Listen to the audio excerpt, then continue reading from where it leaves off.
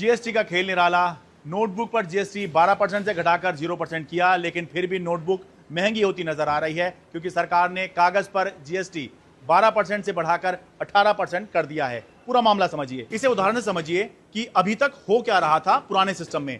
पुराने सिस्टम में एक नोटबुक बनाने वाला 12% पर पेपर खरीद रहा था और आगे नोटबुक भी 12% जीएसटी पर बेच रहा था। तो इसे ऐसे समझिए कि मान लीजिए एक नोटबुक बनाने वाले ने 100 रुपए का पेपर खरीदा और उसके ऊपर सरकार को 12% जीएसटी दी, तो 112 रुपए यहां पर दिखाई दे रहे हैं, लेकिन लागत जो आई नोटबुक बनाने वाले की वो मात्र 100 रुपए आई, क्योंकि 12 रुपए जो है 12% जो है वो उसके लिए इनपुट टैक्स क्रेडिट अवेलेबल है।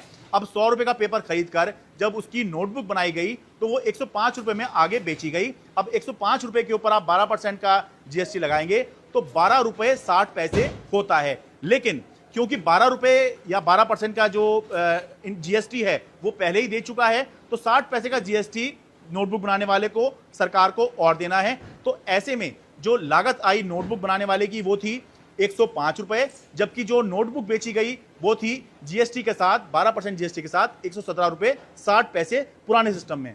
अब समझिए कि नए सिस्टम में क्या हो रहा है। नोटबुक बनाने वाला 100 रुपए का कागज खरीद रहा है और उसके ऊपर वो 18% जीएसटी दे रहा है। अब उसकी लागत जो है, जो पुराने सिस्टम में 100 रुपए थी, अब वो बढ़कर 118 रुपए हो गई है, क्योंकि आगे उसको 18% पर इनपुट टैक्स क्रेडिट नहीं मिलेगा, क्योंकि सरकार ने ये नोटबुक जो है ये एग्जाम कैटेगरी में डाल दी है। अब 118 रुपए का जब लागत पड़ गई तो उसकी जब कागज की उसने कॉपी बनाई तो वो 5 रुपए की मानने की लागत आई तो 123 रुपए की हो गई। तो पुराने सिस्टम में जहां 12% जीएसटी के बावजूद भी 117 रुपए 60 पैसे की आपको एक नोटबुक पड़ रही थी, वहीं अब 0% जीएसटी के बावजूद आपको 123 रुपए की, यानी कि 5 रुपए 40 पैसे महंगी मिल रही है नोटबुक, जबकि 0% जीएसटी नोटबुक के ऊपर रखा गया है, लेकिन कागज के ऊपर 18% जीएसटी कर दिया गया है।